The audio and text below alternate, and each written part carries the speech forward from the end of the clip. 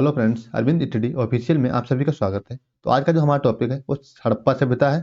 कल के वीडियो हम लोगों ने प्रागैतिहासिक काल के बारे में पढ़ा था। हड़प्पा सभ्यता को तीन नामों से जाना जाता है: सिंधु सभ्यता, सिंधु घाटी की सभ्यता और हड़प्पा सभ्यता। इन तीन नामों से हड़प्पा सभ्यता को जाना जाता है। जॉन मार्शल ने सर्वप्रथम इस सभ्यता को सिंधु सभ्यता का नाम दिया था। तो सिंधु सभ्यता का नाम किसके द्वारा दिया गया है? तो सिंधु सभ्यता का जो नाम दिया गया है वो जॉन मार्शल के द्वारा दिया गया है। 2300 ईसा पूर्व से 1900 ईसा पूर्व का जो समय है यह इसकी पराकाष्ठता का समय रहा है। यानी इस समय जो सिंधु घाटी सभ्यता थी वो अपने परिपक्व अवस्था में थी, यानी विकसित अवस्था में थी। रेडियो कार्बन सी 14 जैसी नवीन पद्धति पर यह तिथि सर्वमान्य तिथि मानी गई है।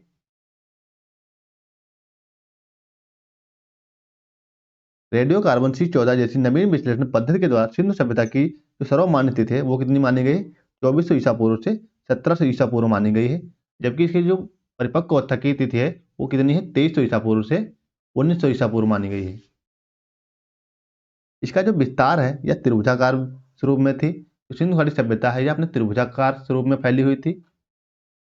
यहाँ पे नोट करके दिया हुआ है, तिथि निर्धारण की कार्बन 14 यानी C14 की जो खोज की गई है यह अमेरिका के प्रसिद्ध रसायन शास्त्री B.F. लीवी द्वारा 1946 ईस्वी में की गई थी। इस पद्धति में जिस पदार्थ में कार्बन 14 की मात्रा जितनी ही कम रहती है वह उतनी ही प्राचीन मानी जाती है, और जिसमें जितनी अधिक वह उतनी ही नवीन मानी जाती है। सिंधु सभ्यता की खोज 1921 ईस्वी में राय बहादुर दयाराम साहनी ने की थी। तो सिंधु घाटी सभ्यता की खोज किसने की? 1921 ईस्वी में राय बहादुर दयाराम साहनी के द्वारा की गई थी। सिंधु सभ्यता को आदि ऐतिहासिक यानी प्रोटो हिस्टोरिक अथवा कांस्य युग में रखा जा सकता है। इस सभ्यता के मुख्य निवासी द्रविड़ और भूमध्य सागरीय थे। सर जॉन मार्शल भारतीय पुरातत्व सर्वेक्षण विभाग के तत्कालीन महानिदेशक जो हैं, इन्होंने 1924 ईस्वी में सिंधु घाटी सभ्यता नामक एक उन्नत नगरीय सभ्यता पाए जाने की विविध घोषणा की थी। सिंधु सभ्यता के सर्वाधिक पश्चिमी पुरास्थल दाशक नदी के किनारे स्थित है। तुतका गेंडोर बलूचिस्तान, पूर्वी स्थल हिंडन नदी के किनारे है आलमगीरपुर जो जिला मेरठ में पड़ता है। उत्तरी पुरास्थल चिनाब नदी के तट पर है अखनूर के निकट मांडा जम्मू कश्मीर। दक्षिणी पुरास्थल गोदावरी नदी के तट पर है जो दाइमाबाद जिला अहमदनगर महाराष्ट्र में पड़ता है। इस हिसाब से यहाँ पे बना के देख लेते हैं। तो जो ऊपर का हिस्सा हो गया यह हो गया उत्तरी भाग, नीचे का हिस्सा हो गया दक्षिणी भाग, और यह हो गया पूर्वी भाग, और बाएं तरफ का जो हिस्सा है यह हो गया पश्चिमी भाग। तो इसका सबसे पश्चिमी भाग है यह कौन सा है? तो यह दासक नदी के किनारे सुतका गेंडोर है।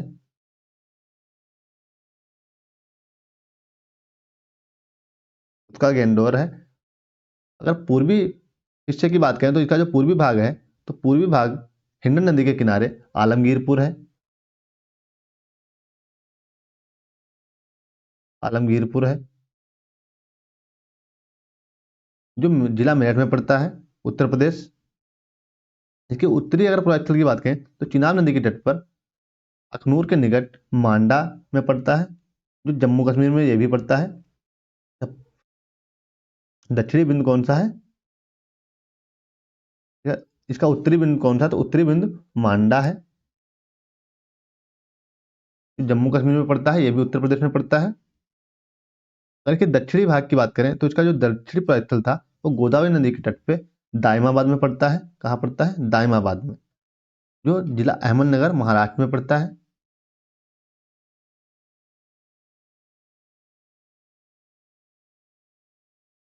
सिंधु सभ्यता या सैंधव सभ्यता नगरीय सभ्यता थी। सैंधव सभ्यता से प्राप्त परिपक्व अवस्था वाले स्थलों में केवल 6 को ही बड़े नगरों की संज्ञा दी गई है।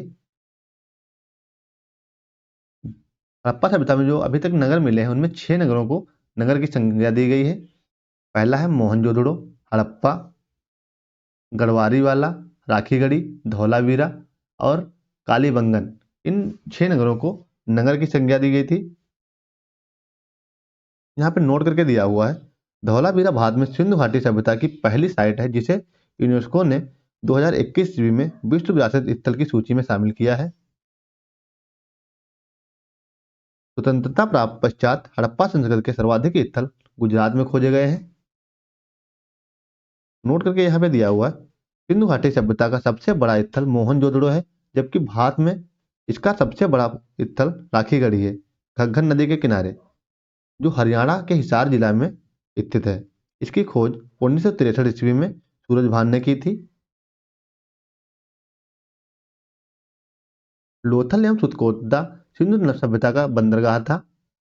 सिंधु सभ्यता का बंदरगाह कौन था? तो सिंधु सभ्यता का बंदरगाह था वो लोथल और सुतकोटदा था। जुते हुए खेत और नक्काशीदार ईंटों का प्रयोग साक्ष्य जो मिले हैं वो कालीबंगन से प्राप्त होते हैं। जुते खेत और नक्काशीदार ईंटों का प्रयोग कहाँ के साक्ष्य हैं? ये कालीबंगन से प्राप्त हुए हैं साक्ष्य। मोहनजोदड़ो से प्राप्त स्नानागार संभवतः सैंधव सभ्यता की सबसे बड़ी इमारत है। ये सैंधव सभ्यता की सबसे बड़ी इमारत कौन सी है? तो वह है स्नानागार, जिसे स्नान कुंड कह सकते हैं। यह मोहनजोदड़ो की सबसे बड़ी इमारत थी, जिसकी लंबाई की अगर बात करें तो 11.88 मीटर लंबा है, 7.01 मीटर चौड़ाई है इसकी और 2.43 मीटर यह गहरा था। इस स्नान कुंड में दो तरफ से उतरने के लिए सीढ़ियां बनाई गई थी और चारों ओर कमरे बनाए गए थे। इसमें भरने के लिए पानी कुएं से निकाला जाता था। उपयोग के बाद इसे खाली कर दिया जाता था। शायद यहाँ विशिष्ट नागरिक विशेष अवसरों पर स्नान किया करते होते।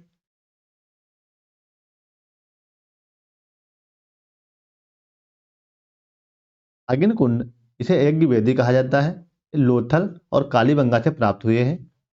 अग्निकुंड कहाँ से प्राप्त हुए हैं? तो लोथल और कालीबंगा से प्राप्त हुए हैं। मोहनजोदड़ो से प्राप्त एक सील पर 3 मुख वाले देवता का चित्र प्राप्त हुआ है, जिसे पशुपतिनाथ की संज्ञा दी गई है। उनके चारों ओर हाथी, गैंडा, चीता और भैंसा विराजमान है। मोहनजोदड़ो से नर्तकी की एक कांस्य मूर्ति मिली है। नर्तकी की कांस्य मूर्ति कहाँ से प्राप्त हुई? तो यह मोहनजोदड़ो से प्राप्त हुई है। हड़प्पा की मोहरों पर सबसे अधिक एक श्रृंगी पशु का अंकन मिलता है, तो हड़प्पा जिसकी पहचान गैंडा के रूप में की गई है। यहाँ से प्राप्त एक आयताकार मुहर में स्त्री के गर्भ से निकलता पौधा दिखाया गया है।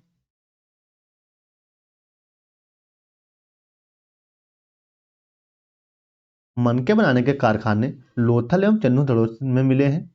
तो मनके बनाने के कारखाने कहाँ से प्राप्त हुए हैं? तो यह लोथल और चन्नूधड़ो से प्राप्त हुए हैं। सिंधु सभ्यता की लिपि भावचित्रात्मक थी। यह लिपि दाईं से बाईं ओर लिखी जाती थी।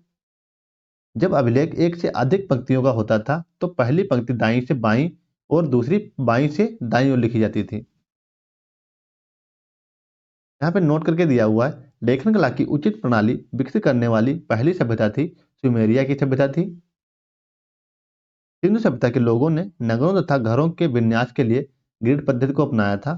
ग्रिड पद्धति यानी एक जो वहां की सड़कें थी एक दूसरे को समकोण पे काटती थी और जो मकान थे वो आयताकार के हिसाब से बने थे ग्रिड पद्धति पे। यानी इस हिसाब से यहाँ पे मकान, फिर यहाँ ये बीच में रास्ते दिए हुए थे, तो इस हिसाब से वहाँ के मकान बने हुए थे और यहाँ की नगर नियोजन प्रणाली सबसे अलग रही है।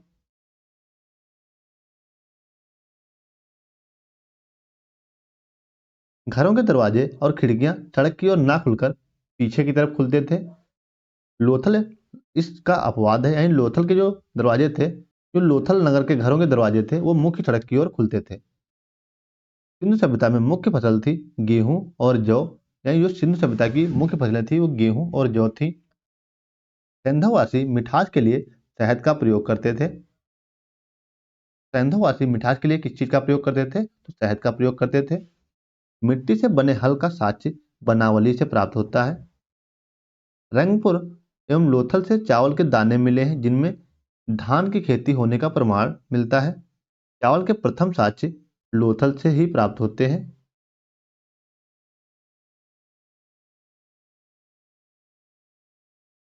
तुतकोटदा, कालीबंगन, लोथल से सैंधवकालीन घोड़े के अस्थिपंजर प्राप्त होते हैं। तो घोड़े की अस्थियां कहाँ से प्राप्त हुई हैं? तुतकोटदा, कालीबंगन और लोथल से घोड़े की अस्थियां प्राप्त हुई हैं। सैंधव सभ्यता की जो तौल की इकाई थी वो संभवतः 16 के अनुपात में थी। सैंधव सभ्यता के लोग यातायात के लिए 2 पहिया एवं 4 पहिया वाली बैलगाड़ी या भैंसा गाड़ी का उपयोग करते थे। मेसोपोटामिया के अभिलेखों में वर्णित मेलुहा शब्द है, इसका अभिप्राय सिंधु सभ्यता से ही है। संभवतः हड़प्पा संस्कृति का शासन वर्णिक वर्गों के हाथों में था, यानी बनिया वर्ग के हाथों में था।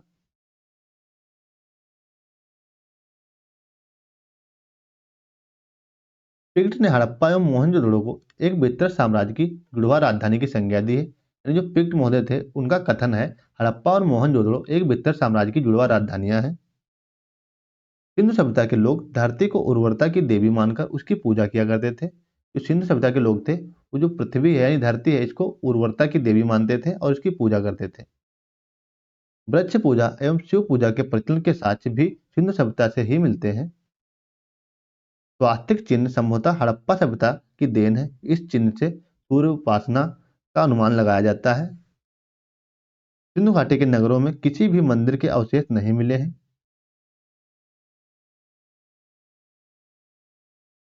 सिंधु सभ्यता में मातृ देवी की उपासना सर्वाधिक प्रचलित थी। पशुओं में कुंवर वाला सांड इस सभ्यता के लोगों के लिए विशेष पूजनीय था। स्त्री मणि मूर्तियां यानी मिट्टी की मूर्तियां जिन्हें कह सकते हैं अधिक मिलने से ऐसा अनुमान लगाया जाता है कि सैंधव सभ्यता जो थी यानी यहाँ का जो समाज था वो मात्र सत्तात्मक था। सैंधववासी सूती एवं ऊनी वस्त्रों का प्रयोग करते थे। जो सैंधववासी लोग थे वो किस चीज के कपड़े पहनते थे? सूती और ऊनी। मनोरंजन के लिए सैंधववासी मछली पकड़ना, शिकार करना, पशु पक्षियों को आपस में लड़ाना, और पांसा खेलना आदि साधनों का प्रयोग करते थे। सिंधु सभ्यता के लोग काले रंग से डिजाइन किए हुए लाल मिट्टी के बर्तन बनाते थे। सिंधु घाटी के लोग तलवार से परिचित नहीं थे। कालीबंगन एकमात्र हड़प्पाकालीन स्थल था जिसका निचला शहर भी किले से घिरा हुआ था। निचला शहर जिसमें सामान्य लोग निवास करते थे। कालीबंगन का अर्थ है काली चूड़ियां। यहाँ से पूर्व हड़प्पा स्तरों के खेत जोते जाने के और अग्नि पूजा की प्रथा के प्रमाण मिले हैं।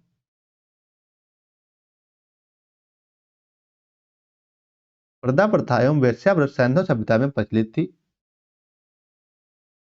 शवों को जलाने एवं गाड़ने यानी दोनों प्रथाएं प्रचलित थी। हड़प्पा में शवों को दफनाने जबकि मोहनजोदड़ो में जलाने की प्रथा विद्यमान थी। लोथल एवं कालीबंगा में युग्म समाधियां मिली हैं। सैंधव सभ्यता के विनाश का संभवतः सबसे प्रभावी कारण था बाढ़। आग में पकी हुई मिट्टी के जो ईंटें प्राप्त हुई हैं उनको टेराकोटा कहा गया है।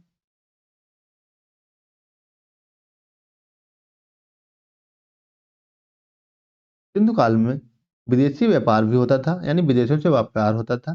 जो तांबा था वो खितरी, बलूचिस्तान और ओमान से आता था। चांदी जो थी वो अफगानिस्तान और ईरान से प्राप्त होती थी। सोना का जो व्यापार होता था वो कर्नाटक, अफगानिस्तान और ईरान से होता था। टीन का जो आयात होता था वो अफगानिस्तान और ईरान से होता था। गोमेद का जो आयात होता था वो होता था सौराष्ट्र से। लाजवर्द जो था इसका जो आयात होता था वो मिसोपोटामिया से होता था। शीशा का आयात ईरान से होता था। तो इस वीडियो में इतना ही। अगर वीडियो अच्छा लगा हो तो वीडियो को लाइक करें और चैनल को सब्सक्राइब कर लें ताकि इसी प्रकार के जीके वीडियो आप तक पहुंचते रहें। मिलते हैं नेक्स्ट वीडियो में, तब तक के लिए जय हिंद।